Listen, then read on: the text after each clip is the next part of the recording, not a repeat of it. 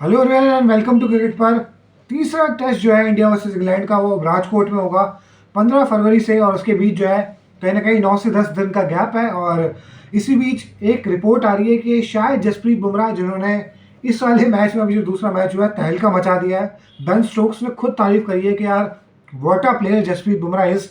और अभी तक आई एम श्योर काफ़ी सारे लोगों के वो दिमाग में से वो जो यॉर्कर मारा था ओली पोप को वो गया नहीं होगा। जिस तरीके से ऑफ स्टंप और मिडल स्टंप जो है वो यूं उड़ जाते हैं, तो वो एक कमाल का यॉर्कर था। और इसके अलावा 6 विकेटें सेकंड इनिंग में भी अगर हम बात करें, जो अभी टेस्ट जीता इंडिया ने और सीरीज को लेवल किया है, उसमें जसप्रीत बुमराह ने 3 विकेटें निकाली हैं।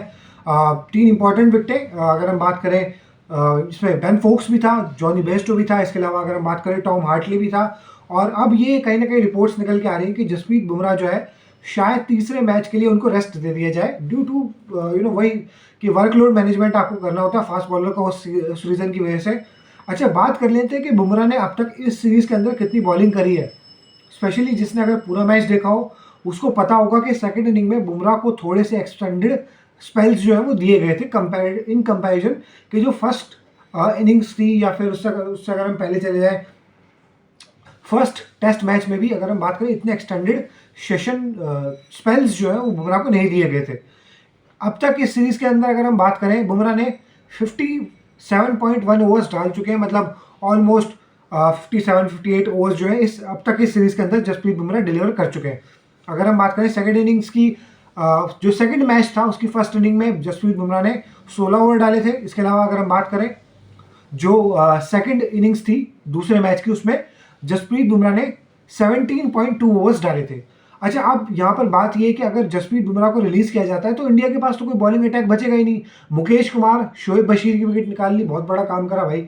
आपको इसलिए थोड़ा सा स्क्वाड में लाया गया था यार। एक मुकेश एक सेलिब्रेट ऐसे कर रहा है जैसे यार जो रूट का आउट कर दिया हो। कसम से भाई, वो बंदा शोएब बशीर को आउट करके इतना खुश हो रहा है। बट मुझे भी अच्छा लगा यार कि मुकेश को, चलो को बेचारों को पूरे टाइम मजदूरी करके कम से कम एक विकेट तो मुकेश के नाम भी आई।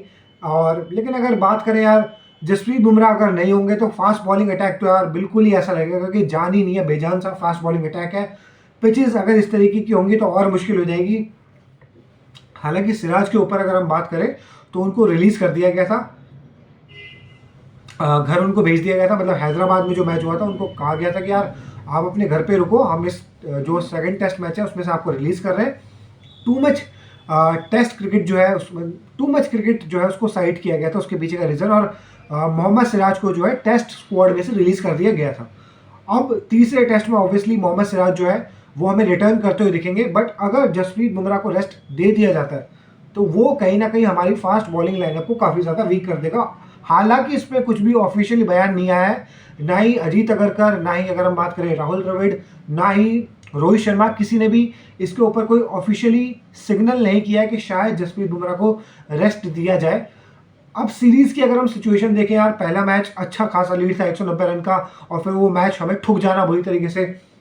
ये जो सेकंड मैच है उसमें भी इंग्लैंड ने अपनी बेसबॉल की बेवकूफ़ी की वजह से कहीं ना कहीं एक अच्छा चांस बन गया था, क्योंकि एट द एंड अगर आप स्कोर कार्ड उठा के देखोगे, इंग्लैंड हारा सिर्फ 106 रनों से। एक पार्टनरशिप और लगनी थी, कोई बड़ी बात नहीं था, ये मैच निकल भी जाता। तो इंग्लैंड जो है वो सीरीज में चढ़ा हुआ है। और माइकल एथर्टन और नासिर हुसैन का मैं पॉडकास्ट सुन रहा था, तो उन लोगों ने कहा है कि यार इंग्लैंड ने इनफ ब्लोज जो है वो दे दिए इंडिया को। और वो थर्ड टेस्ट मैच में जो 2021 वाली सीरीज थी जिसमें विराट कोहली कप्तान थे, पहला टेस्ट मैच इंडिया हारती है और उसके बाद अगले सारे जीत जाती है और बड़े मार्जिन से जीतती है। तो इस बार जो माइकल अथर्टन है उन्होंने कहा है कि यार इंग्लैंड ने अच्छे खासे ब्लोज जो है वो इंडिया को दिए हैं, पंचेज मारे हैं। ऐसा नहीं हो सकता कि मतलब जो पिछली बार सीरीज रिपीट हुई थी कि एक मैच जीत लिया बाकी सारे इंग्लैंड हार जाएगा। सो ऐसा प्रोबेबिलिटी कम है इस बार कि शायद इंग्लैंड आगे आने वाले 3 मैचेस में से एक आधा टेस्ट मैच अभी भी जीत सकता है, ऐसी पॉसिबिलिटी बन रही है। तो उस केस सिनेरियो में अगर हम देखें तो एक जो बॉलर जिसने थ्रू आउट कंडीशन पे डिपेंड ना करते हुए इंग्लैंड के बल्लेबाजों को परेशान करा है, स्पेशली जो रूट और बेन स्टोक्स को, जो कि अपने दम पे खड़े होकर मैच जितवा सकते हैं, वो है जसप्रीत बुमराह। तो अब अगर उनको रेस्ट दिया जा रहा है, स्पेशली यार कंसीडरिंग द फैक्ट कि अभी जब ये तीसरा टेस्ट मैच शुरू होगा राजकोट में, उसमें 9 से 10 दिन है, तो मैं समझता हूँ कि यार आई डोंट थिंक सो यहाँ पे इतनी कोई ज़रूरत है कि जसप्रीत बुमराह को रेस्ट दिया जाए। आप 9-10 दिन है यार, मतलब थोड़ा बहुत वार्म अप कर लो, बॉलिंग वॉलिंग कुछ मत करो, रिलैक्स करो, क्या दिक्कत है, 9-10 दिन बाद आप फिर फ्रेश होकर बॉलिंग कर लेना, थोड़े कम स्पेल डलवा लेना भाई, और क्या हो सकता है। अगर वही वाला पॉइंट है कि इन बिटवीन या तो आप मैच में वर्कलोड मैनेजमेंट करो, फिर क्या कर सकते हैं, खिलाना तो पड़ेगा ना, क्योंकि फिर फास्ट बॉलिंग अटैक नहीं है, मोहम्मद शामी नहीं है भाई। या तो शामी होते, मोहम्मद शमी जो है अगर वो फुल फॉर्म में होते, जस्ट ये सिराज है ये अच्छा कर रहा होता, अभी थोड़ा सा सिराज का भी परफॉर्मेंस उतना सेटिस्फैक्टरी नहीं है, सिराज को खुद भी नहीं लगा होगा कि यार मैंने कुछ करा है। तो वही वाला पॉइंट है कि इस पॉइंट ऑफ टाइम पे जसप्रीत बुमराह की जो ज़रूरत है वो टीम इंडिया को पड़ेगी। और फिर ये खबर आना कि शायद जसप्रीत बुमराह नहीं खेलेंगे यार, तो ये तो फिर फास्ट बॉलिंग अटैक में बचा क्या, मुकेश कुमार क्या, टेलेंटस को आउट करके क्या फ़ायदा यार। एट द एंड मैं समझ रहा था कि यार मुकेश कुमार ने डोमेस्टिक में इतना अच्छा परफॉर्मेंस किया बंगाल की तरफ से, तो रेड बॉल क्रिकेट ने मतलब रेड बॉल क्रिकेट में आई थॉट कि मतलब वो डिलीवर करके देगा और बेटर उसकी लाइन और लेंथ थी। बट इंग्लैंड ने जिस तरीके से बेसबॉल उसके ऊपर आजमाया भाई, उसको तो पकड़ लिया, बाकी किसी को रगड़ाओ ना रगड़ाओ, बेसबॉल ने मुकेश को तो बेचारे को रगड़ दिया बुरी तरीके से। उसी सेंस में मैं बात करना चाह रहा हूँ कि यहाँ पर जसप्रीत बुमराह, देखो यार आईपीएल में आप रेस्ट दे देना उसे, अभी हमारा नेशनल ट्रेजर है वो, हमें यूज़ कर लेने दो, आईपीएल में बैठ जाएगा। मुंबई इंडियंस कोई इतनी बड़ी वो नहीं है, यहाँ पर पहले इंडिया की तरफ से मैच हो रहा है ना, तो पहले इंडिया जीत जाए, बाद में मुंबई इंडियंस भी जीत जाएगी। सबसे पहला हक बनता है, हमारा ट्रेजर है, हम उसे खिलाएंगे। और वो पहले टेस्ट को प्रायोरिटी बुमराह की है, तो पहले टेस्ट में जोर लगवा लो बुमराह से।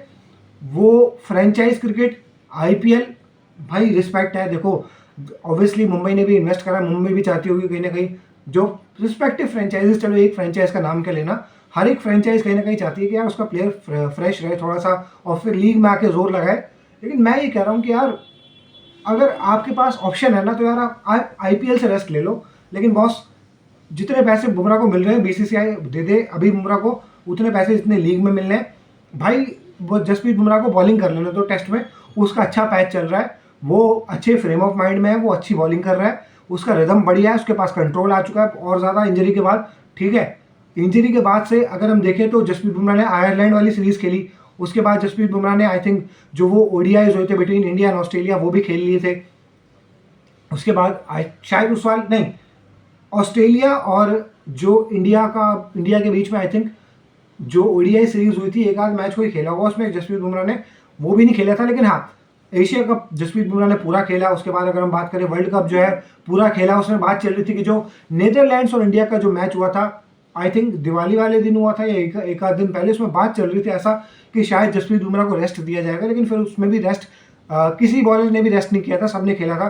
तो पूरा आईपीएल मतलब पूरा अगर हम देखें, आयरलैंड की सीरीज खेली और उसके बाद एशिया कप पूरा और वर्ल्ड कप पूरा खेला है। और उसके बाद अगर हम बात करें तो साउथ अफ्रीका वाली सीरीज में भी जसप्रीत बुमराह गए थे। और अब साउथ अफ्रीका से इंडिया आकर ये जो 5 टेस्ट मैचों की सीरीज है भारत बनाम इंग्लैंड, यहाँ पर भी जसप्रीत बुमराह को देखो ईजी ऑप्शन तो ये रहता कि अगर हम वो पहला मैच जीत गए होते और हम 2-0 होते इस सीरीज के अंदर इंडिया के फेवर में, तो शायद रोहित शर्मा ये कॉल ले सकते थे और टीम मैनेजमेंट ये कॉल ले सकती थी कि यार जस्ट मेक इट दैट कि हम जसप्रीत बुमराह को रेस्ट दे देते हैं, फिर उसे धर्मशाला वाला मैच भी खेलना है। और वहाँ पर ऑब्वियसली फास्ट बॉलर्स के लिए असिस्टेंट्स रहती है, वो थोड़ी कंडीशंस हैं, ठंडी कंडीशंस रहती हैं, थोड़ी सी घास वहाँ पे ज़्यादा रहेगी, तो चांसेस रहते हैं कि आपका बॉल जो है सीम ऑफ स्विंग ज़्यादा करेगा।